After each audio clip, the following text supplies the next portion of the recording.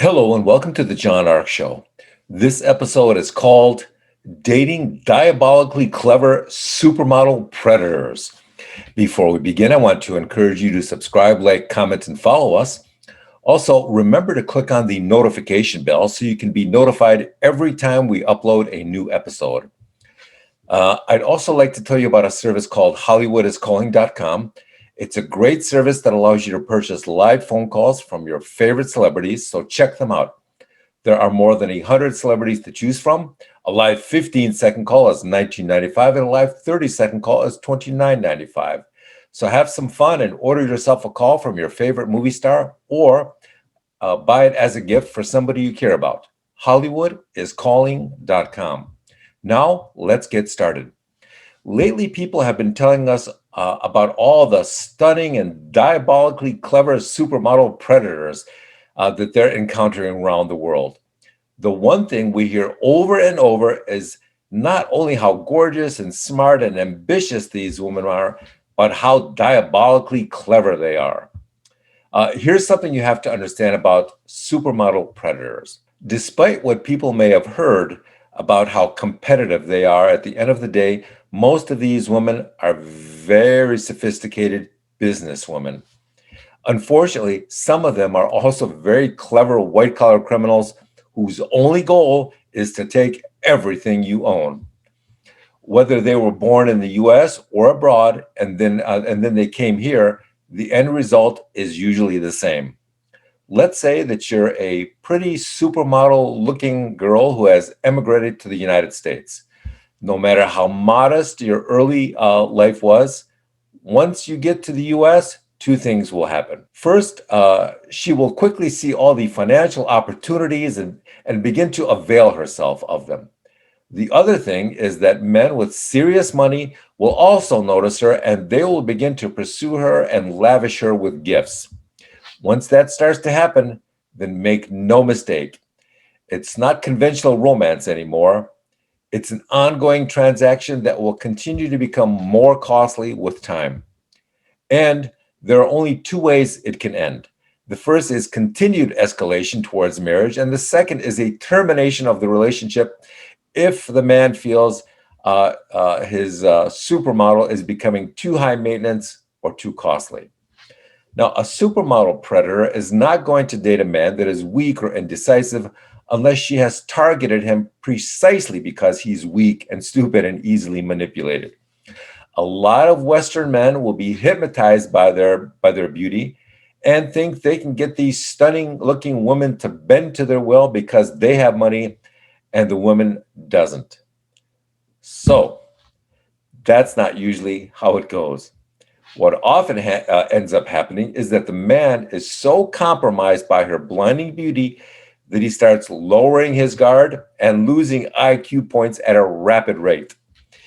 She will start to sense that immediately and begin to take advantage of it, both financially and emotionally. If you check out some of the foreign dating sites online, you'll see a tidal wave of the most beautiful women ever to walk the earth. Another thing you'll notice is that most of these women are on many different singles dating sites at the same time. Some of them can be on 30 or 40 different single sites.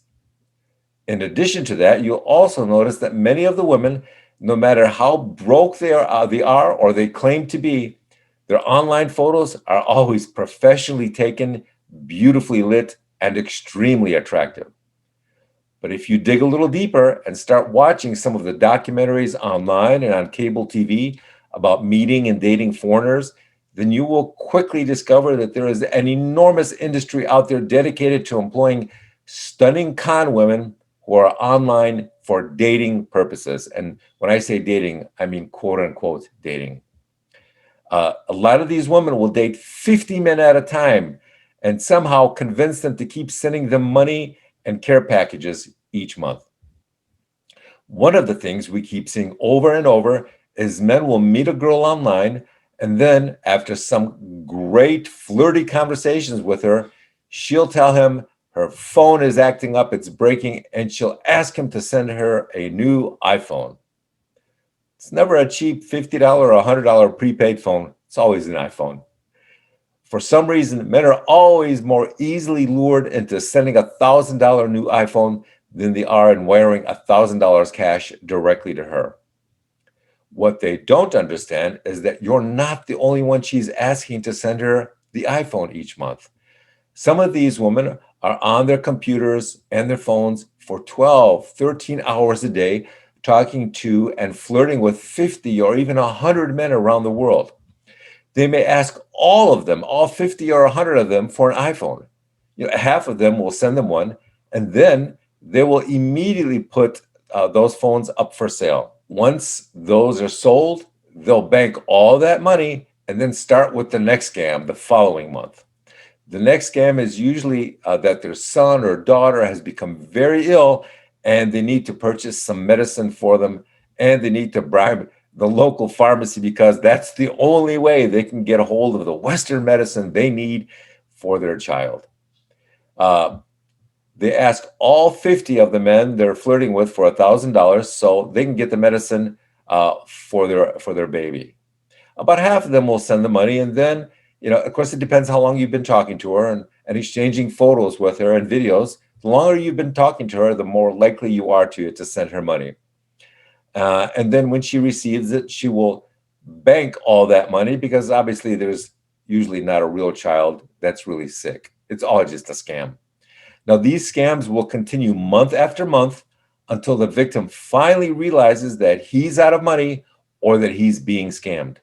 What's really interesting is that about 30% of the time, the men never admit they're being scammed. They're so hopeful or naive or blinded by her looks that they will just keep sending money each month, no matter what. There's one reality show on cable that chronicles a situation like this between an American man and a foreign girl he's been talking to and sending money to for years. He's flown to the Ukraine to visit her on half a dozen occasions, and this is so unbelievable. If you don't see it on video, you won't believe it's actually happening. Each time he flies to the Ukraine, she messages him. She sends him a text message right after he lands in the Ukraine and tells him about a family emergency that prevents her from meeting with him. Now, this has happened 5, 6 times in a row already. Now, after 5 years of this has been going on for years. He's still never able to actually meet with her. It wasn't until he arrived with a reality TV show camera crew following him around that she finally decided to meet with him and then subsequently agreed to marry him. But unfortunately, there's a big difference between saying I do when you're surrounded by a TV camera crew and actually going through with the marriage. Why is that? Well, you have to remember something. The minute she does agree to marry him and fly to the US to live happily ever after, she has to stop talking to and dating all the other men she's been milking for money each month. Remember, that's a very substantial income stream that is supporting her and her family and her drunken mafia boyfriend and everybody else that she's got asking for money each month. They're all essentially on her payroll, so they're all going to be very, very reluctant to have her get married. The money stops coming in if she gets married and suddenly decides to limit herself to one man. That's a big business decision that affects everybody around her. It's also the reason she is highly unlikely to ever pull that trigger and get married and be faithful to one man. No matter how much money she makes from this one guy, unless he's a multimillionaire, he won't be able to give her the same kind of financial support that the 50 or 100 other strangers that she's duping out of money each month are sending her. So, what about those guys who do marry stunning supermodel lookalikes?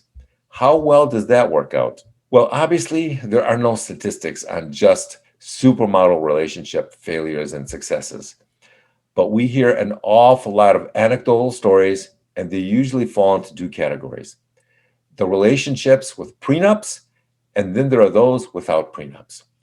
The relationships without prenups always end badly. We've never seen or heard of a single situation where some guy marries a supermodel looking woman from overseas, and then in a few years down the line, he gets treated really well by the divorce judge?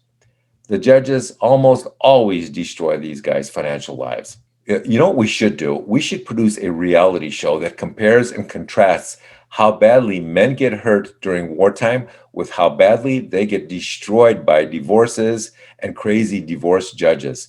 And it would be really interesting to see what was more devastating and what causes more post traumatic stress. Is it fighting on the front lines of a war or getting divorced by a gold digger? I'm guessing most guys would rather go to war than lose their house and most of their money in a divorce, but you never know.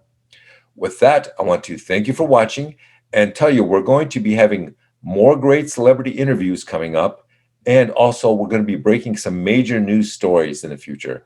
So we encourage you to subscribe and follow us on our channel. And also, click on the notification bell so you get notified every time we post a new episode. Thanks, and we'll see you soon.